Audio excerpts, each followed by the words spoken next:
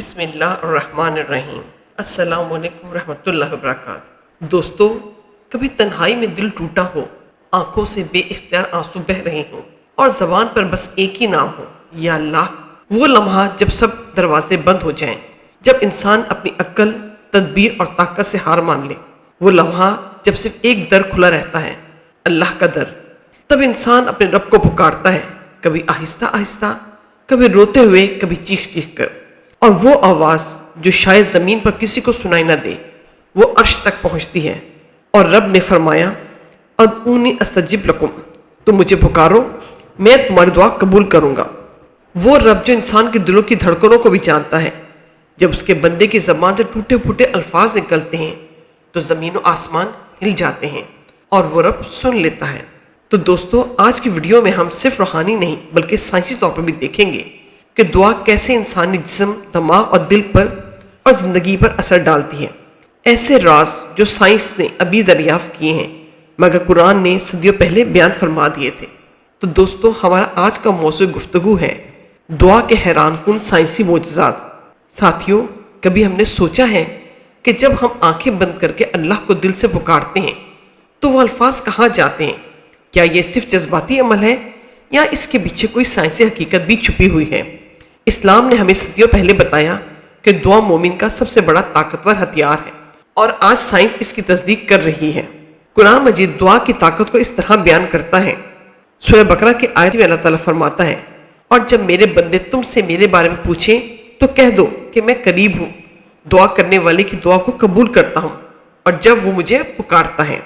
یہ آیت انسان اور رب کے درمیان براہ راست رابطے کی تصدیق کرتی ہے، جہاں کوئی واسطہ نہیں، کوئی رکاوٹ نہیں۔ یہ صرف الفاظ نہیں بلکہ روح کی صدا ہے جو عرش تک پہنچتی ہے۔ سائنس کی زبان میں دعا کی کیا اہمیت ہے؟ ہارورڈ یونیورسٹی کی ایک تحقیق کے مطابق جب کوئی انسان دل سے دعا کرتا ہے تو دماغ کے پری فرنٹل کارٹیکس اور انٹیریئر کینگولر کارٹیکس جیسے حصے متحرک ہو جاتے ہیں جو شعور، جذبات اور توجہ کے مرکز ہیں۔ دعا کے وقت دماغ میں ڈوپامین اور سیروٹونن کی مقدار بڑھ جاتی ہے جو خوشی، سکون اور اطمینان کا باعث بنتی ہے۔ اسی لیے دعا کے بعد دل ہلکا اور پرسکون محسوس ہوتا ہے۔ MRI اسکین سے معلوم ہوا کہ دعا کے دوران دماغ کا فرنٹل لوب زیادہ ایکٹیو ہوتا ہے جو ڈیسیجن میکنگ اور ایموشنل بیلنس کا مرکز ہے۔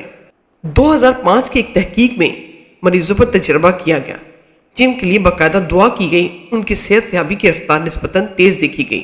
دعا دل کی دھڑکن کو نارمل کرنے، بلڈ پریشر کم کرنے اور دل کی بیماریوں میں آرام پہنچانے میں مدد دیتی ہے۔ 2004 میں ڈیوک یونیورسٹی کے ایک مطالعے سے یہ بات سامنے آئی کہ جن مریضوں کے لیے دعا کی جاتی ہے ان کی ریکوری ریٹ نسبتاً زیادہ ہوتی ہے۔ دعا کرنے سے اسٹریس ہارمون جیسے کورٹیزول میں کمی آتی ہے جو دل کی بیماریوں، اینزائٹی اور ڈپریشن کو کم کرتے ہیں۔ دوستو، اگر ہم دعا کا امیون سسٹم پر اثر دیکھیں تو ڈارتھ ماؤتھ میڈیکل اسکول کی تحقیق کے مطابق دعا یا ذکر الہی جسم کے دفاعی نظام امیون سسٹم کو مضبوط بناتا ہے، جس سے انسان بیماریوں سے بہتر مقابلہ کرتا ہے۔ ساتھیوں، دعا صرف مانگنے کا عمل نہیں بلکہ ایک جذباتی اور روحانی رابطہ ہے جو انسان کے دل، دماغ اور جسم تینوں پر اثر انداز ہوتا ہے۔ جب ہم اللہ سے درد دل کے ساتھ بات کرتے ہیں تو ہمارا جسم اینڈورفنز پیدا کرتا ہے جو قدرتی پین کلرز ہوتے ہیں۔ یہی وجہ ہے کہ سچے دل سے کی گئی دعا آنکھوں سے آنسو نکال دیتی ہے اور دل کو عجیب سا سکون عطا کر دیتی ہے۔ 1988 میں ایک مشہور سائنسی تجربہ کیا گیا جس میں مریضوں کے دو گروپس بنائے گئے۔ ایک گروپ کے لیے لوگوں نے دعا کی اور دوسرے کے لیے نہیں۔